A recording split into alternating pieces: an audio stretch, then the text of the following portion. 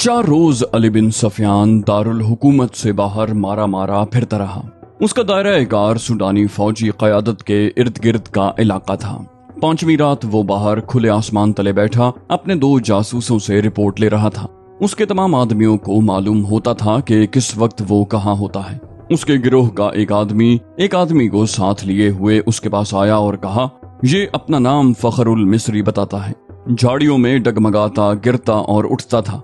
मैंने इससे बात की तो कहने लगा कि मुझे मेरी फौज तक पहुंचा दो, इससे अच्छी तरह बोला भी नहीं जाता। इस दौरान फखरुल मिस्री बैठ गया था। अली बिन सुफियान ने उससे पूछा, तुम वही कमानदार हो जो महाज से एक लड़की के साथ भागे थे? फखर ने हकलाती लड़खड़ाती जबान में कहा, मैं सुल्तान की फौज का भगोड़ा हूँ, सजाए मौत का हकदार हूँ, लेकिन मेरी पूरी बात सुन लें वरना तुम सबको सजाए मौत मिलेगी। अली बिन सुफियान उसके लबो लहजे से समझ गया कि ये शख्स नशे में है या नशे की तलब ने इसका ये हाल कर रखा है। वो उसे अपने दफ्तर में ले गया और उसे वो थैला दिखाया जो उसे रास्ते में पड़ा मिला था। उससे पूछा, ये थैला तुम्हारा है और तुम इससे ये चीजें खाते रहे हो? फखर अल मिस्री ने जवाब दिया, हाँ, वो मुझे इसी से खिलाती थी। उसके सामने वो थैला भी पड़ा था जो थैले के अंदर से निकला था। अली बिन सुफियान ने उसमें से चीजें निकाल कर सामने रख ली। फखर ने ये चीजें देखी तो झपट कर मिठाई की किस्म का एक टुकड़ा उठा लिया। अली बिन सुफियान ने झपट कर उसके हाथ पर अपना हाथ रख दिया। फखर ने बेताबी से कहा, खुदा के लिए मुझे ये खाने दो, मेरी जान और रूह इसी में है। मगर अली बिन सुफियान ने उससे वो टुकड़ा छीन लिया और उसे कहा, मुझे सारी वारदात सुनाओ, फिर ये चीजें उठा लेना। फखरुल मिस्री निढाल और बेजान हुआ जा रहा था। अली बिन सुफियान ने उसे एक सुफूफ खिला दिया जो हशीश का तोड़ था। फखर ने उसे तमाम तर वाकया सुना दिया कि वो कैंप से लड़की के ताक़ुब में किस तरह गया था। ताजिरों ने उसे कहवा पिलाया था जिसके असर से वो किसी और ही दुनिया में जा पहुंचा। ताजिरों ने जो असल में सलीबी जासूस थे, उन्होंने उससे जो बातें की थीं वो भी उसने बताई और फिर लड़की के साथ उसने ऊंट पर जो सफर किया था वो इस तरह सुनाया कि वो मुसलसल चलते फिरते रहे। ऊंट ने बड़ी अच्छी तरह साथ दिया। रात को वो थोड़ी देर कयाम करते थे। लड़की उसे खाने को दूसरे थैले में से चीजें देती। वो अपने आप को बादशाह समझता। लड़की ने उसे अपनी मोहब्बत का पूरा यकीन दिलाया और शादी का वादा किया और शर्त ये रखी कि वो उसे सूडानी कमानदारों के पास पहुंचा दे। वो रास्ते में ही लड़की को शादी के बगैर बीवी बनाने की कोशिश करता रहा, लेकिन लड़की उसे अपनी बाहों में लेकर प्यार और मोहब्बत से ऐसे इरादे और ख्वाहिश को मार देती। फखर ने महसूस तक न किया कि लड़की उसे हशीश और अपने हुस्न शबाब के कब्जे में लिए हुए है। तीसरे पड़ाव में जब उन्होंने खाने पीने के लिए ऊंट रोका तो थैला गायब पाया जो ऊंट के दौड़ने से कहीं गिर पड़ा था। लड़की ने उसे कहा कि वापस चलकर थैला ढूंढते हैं, लेकिन फखरुल मिस्री ने कहा कि वो भगोड़ा फौजी है, खदशा है कि उसका ताकुब हो रहा होगा। लड़की जिद करने लगी कि थैला जरूर ढूंढेंगे। फखर ने उसे यकीन दिलाया कि भूखा मरने का कोई खतरा नहीं, रास्ते में किसी आबादी से कुछ ले लेंगे। मगर लड़की आबादी के करीब जाना नहीं चाहती थी और कहती थी कि वापस चलो। फखरुल मिस्री ने उसे जबरदस्ती ऊंट पर बिठा लिया और उसके पीछे बैठकर ऊंट को उठाया और दौड़ा दिया। वो सफर की तीसरी रात थी। अगली शाम वो शहर से बाहर सूडानियों के एक कमानदार के यहाँ पहुंच गए। मगर फखरुल मिस्री अपने सर के अंदर ऐसी बेचैनी महसूस करने लगा जैसे खोपड़ी में कीड़े रेंग रहे हों। आहिस्ता आहिस्ता वो हकीकी दुनिया में आ गया। वो समझ न सका कि ये हशीश न मिलने का असर है। उसकी तसव्वुराती बादशाही और जहन में बसाई हुई जन्नत थैले में कहीं रेगजार में गिर गई थी। लड़की ने उसके सामने कमानदार को सलीबियों का पैगाम दिया और उसे बगावत पर उकसाया। फखर पास बैठा सुनता रहा और उसके जहन में कीड़े बड़े होकर तेजी से रेंगने लगे। नशा उतर चुका था। उसे याद आने लगा कि वो महाज से भाग आया है। लड़की को यही खुशफहमी होगी कि फखर पर नशा तारी है। चुनाचे उसने बेखौफ खतर कमानदार से ये भी कह दिया कि सुल्तान अयूबी और अली बिन सुफियान के दरमियान ये गलत फहमी पैदा करनी है कि वो ज़ाहिरी तौर पर नेक बनते फिरते हैं मगर औरत और शराब के दिलदादा हैं। उनकी इस तवील गुफ्तगू में बगावत की बातें भी हुई। उस वक्त तक फखरुल मिस्री पूरी तरह बेदार हो चुका था, लेकिन सर के अंदर की बेचैनी उसे बहुत परेशान कर रही थी। लड़की ने कमानदार से कहा कि अगर बगावत करनी है तो वक्त जाया न करें। सुल्तान अयूबी महाज पर है और उलझा हुआ है। लड़की ने ये झूठ बोला कि सलीबी 3-4 दिनों के बाद दूसरा हमला करने वाले हैं। सुल्तान अयूबी को यहाँ से भी फौज महाज पर बुलानी पड़ेगी। कमानदार ने लड़की को बताया कि 6-7 दिनों तक सूडानी लश्कर यहाँ की फौज पर हमला कर देगा। फखर ये सारी गुफ्तगू सुनता रहा। आधी रात के बाद उसे अलग कमरे में भेज दिया गया जहां उसके सोने का इंतजाम था। लड़की और कमांदार दूसरे कमरे में रहे। दरमियान में दरवाजा था जो बंद कर दिया गया। उसे नींद नहीं आ रही थी। उसने दरवाजे के साथ कान लगाए तो उसे हंसी की आवाजें सुनाई दी। फिर लड़की के ये अल्फाज सुनाई दिए, उसे हशीश के जोर पर यहाँ तक लाई हूँ और उसकी महबूबा बनी रही हूँ। मुझे एक मुहाफिज की जरूरत थी। हशीश का थैला रास्ते में गिर पड़ा है। अगर सुबह उसे एक खुराक न मिली तो ये परेशान करेगा।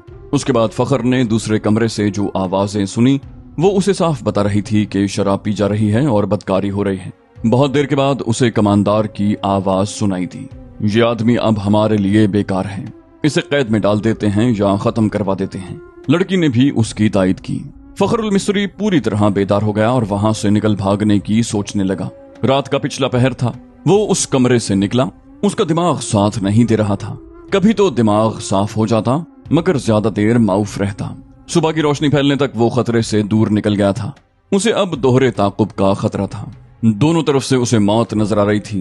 अपनी फौज के हाथों गिरफ्तार हो जाता तो भी मुजरिम था और अगर सूडानी पकड़ लेते तो फौरन कत्ल कर देते।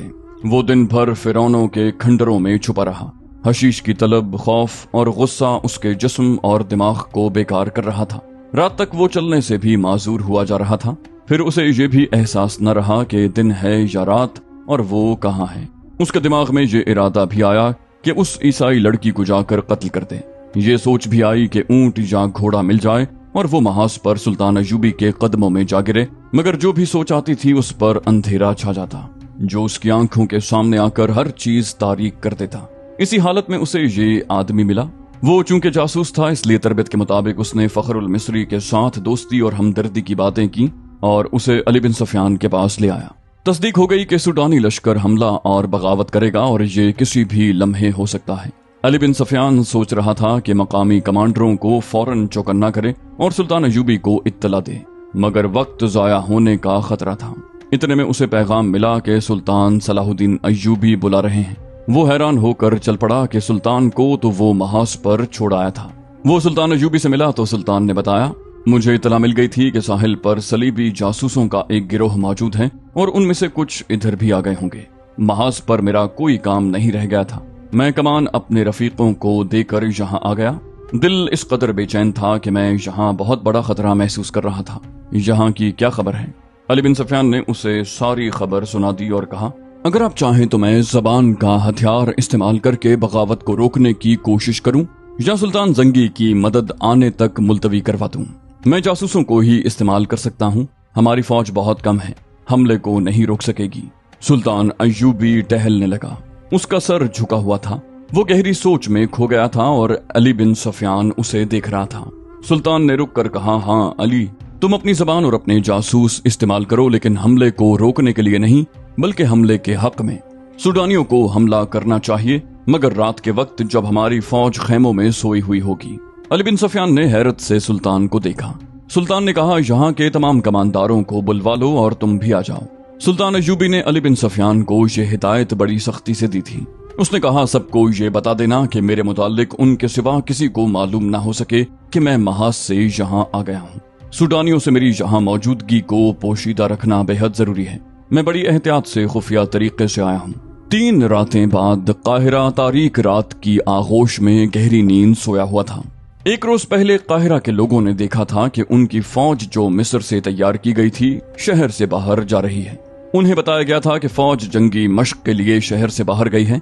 नील के किनारे जहां रेतली चट्टानें और टीले हैं वहां दरिया और टीलों के दरमियान फौज ने जाकर खैमे गाड़ दिए थे। फौज प्यादा भी थी, सवार भी। रात का पहला निस्फ गुजर रहा था कि काहिरा के सोए हुए बाशिंदों को दूर कयामत का शोर सुनाई दिया। घोड़ों के सरपट भागने की आवाजें भी सुनाई दी। सोए हुए लोग जाग उठे। वो समझे कि फौज जंगी मश्क कर रही है, मगर शोर करीब आता गया और बुलंद होता गया। लोगों ने छतों पर चढ़कर देखा। आसमान लाल सुर्ख हो रहा था। बाज ने देखा कि दूर दरियाए नील से आग के शोले उठते और तारीक रात का सीना चाक करते खुश्की पर कहीं गिरते। फिर शहर में सैकड़ों सरपट दौड़ते घोड़ों के टापू सुनाई दिए। शहर वालों को अभी मालूम नहीं था कि ये जंगी मश्क नहीं, बाकायदा जंग है और जो आग लगी हुई है उसमें सूडानी लश्कर का खासा बड़ा हिस्सा जिंदा जल रहा है। ये सुल्तान सलाहुद्दीन अय्यूबी की एक बेमिसाल चाल थी। उसने दारुल हुकूमत में मुकीम कलील फौज को दरियाए नील और रेतीले टीलों के दरमियान वसी मैदान में खैमा जन कर दिया था। अली बिन सफियान ने अपने फन का मुजाहिरा किया था। उसने सूडानी लश्कर में अपने आदमी भेजकर बगावत की आग भड़का दी और उसके कमांडारों से ये फैसला करवा लिया कि रात को जब सुल्तान की फौज गहरी नींद सोई हुई होगी, उस पर सूडानी फौज हमला कर देगी और सुबह तक एक एक सिपाही का सफाया करके दारुल हुकूमत पर बेखौफ खतर काबिज हो जाएगी। और सूडानी फौज का दूसरा हिस्सा बहिर रोम के साहिल पर मुकीम फौज पर हमला करने के लिए रवाना कर दिया जाएगा। इस फैसले और मंसूबे के मुताबिक सूडानी फौज का एक हिस्सा निहायत खुफिया तरीके से रात को बहिर रोम के महाज की तरफ रवाना कर दिया गया और दूसरा हिस्सा दरियाए नील के किनारे खैमाजन फौज पर टूट पड़ा। उस फौज ने सैलाब की तरह 1 मील वसत में फैली हुई खैमागाह पर हल्ला बोल दिया और बहुत ही तेजी से उस इलाके में फैल गई। अचानक खैमों पर आग के तीर और तेल में भीगे हुए कपड़ों के जलते गोले बरसने लगे। नील भी आग बरसाने लगा। खैमों को आग लग गई और शोले आसमान तक पहुंचने लगे। सूडानी फौज को खैमों में सुल्तान अय्यूबी की फौज का न कोई सिपाही मिला, न घोड़ा, न कोई सवार। उस फौज को वहां तमाम खाली खैमे मिले। कोई मुकाबले के लिए न उठा और अचानक आग ही आग फैल गई।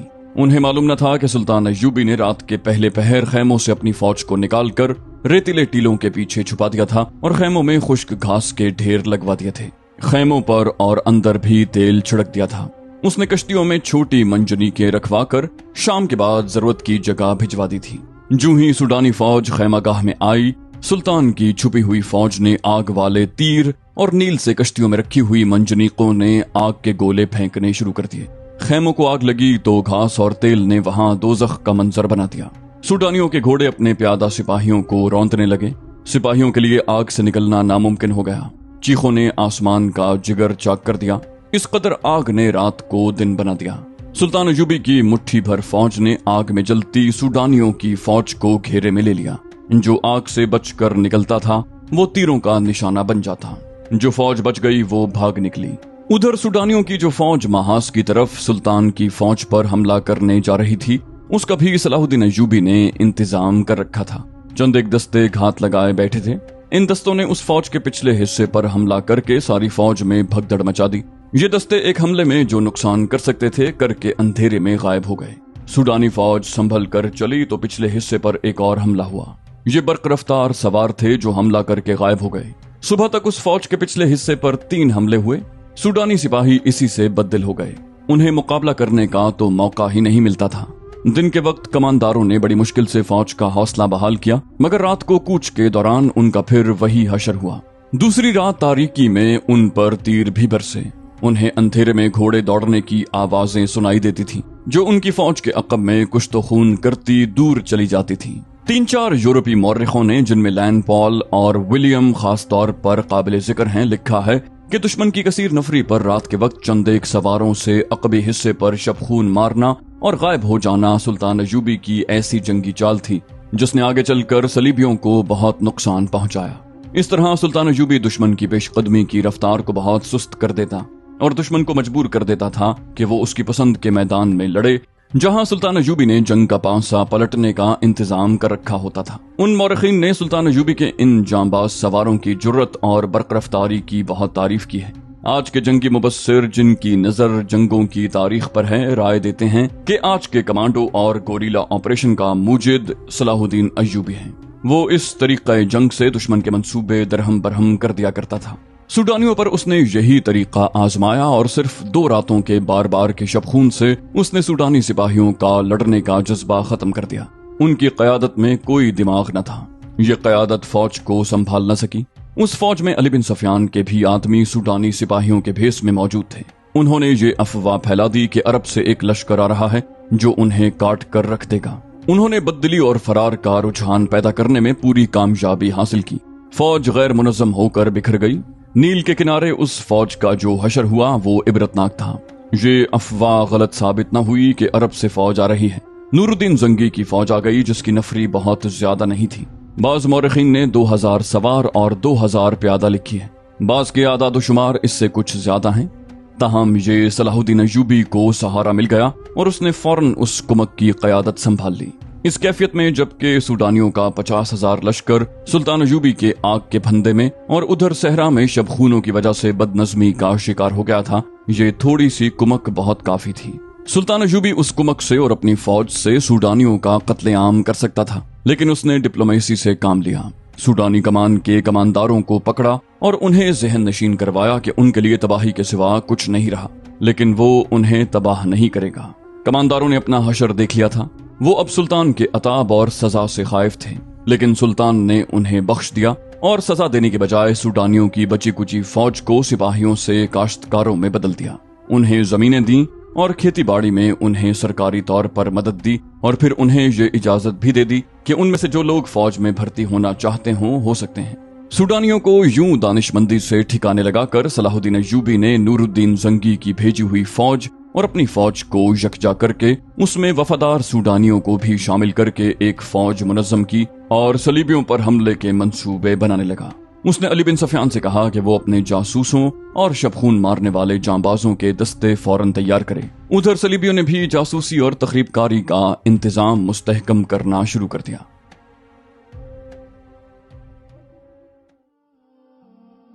सलाहुद्दीन अय्यूबी के दौर के वाक़े निगारों की तहरीरों में एक शख्स सैफुल्लाह का जिक्र इन अल्फाज में आता है कि अगर किसी इंसान ने सुल्तान अय्यूबी की इबादत की है तो वो सैफुल्लाह था।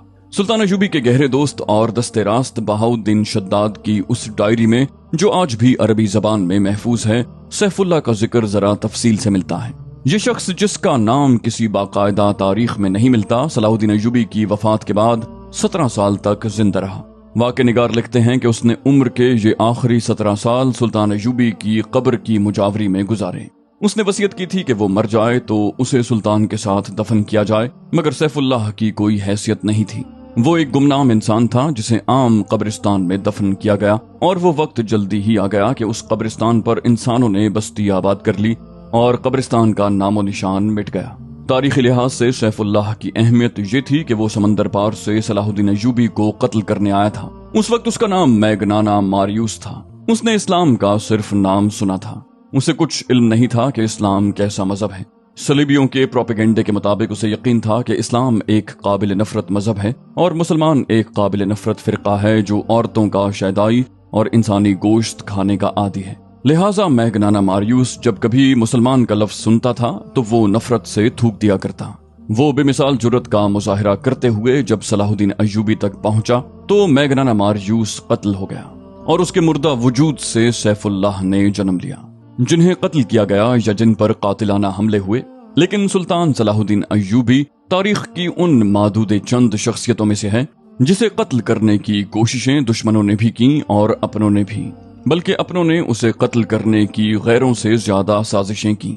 ये अमर अफसोसनाक है कि सुल्तान अय्यूबी की दास्ताने ईमान अफरोज के साथ साथ ईमान फरोशों की कहानी भी चलती है। इसीलिए सलाहुद्दीन अय्यूबी ने बारहा कहा था, तारीख इस्लाम वो वक्त जल्दी देखेगी जब मुसलमान रहेंगे तो मुसलमान ही, लेकिन अपना ईमान बेच डालेंगे और सलीबी उन पर हुकूमत करेंगे। आज हम वो वक्त देख रहे हैं। तो दोस्तों, ये थी हमारी आज की एपिसोड। उम्मीद करते हैं आपको हमारी एपिसोड पसंद आई होगी।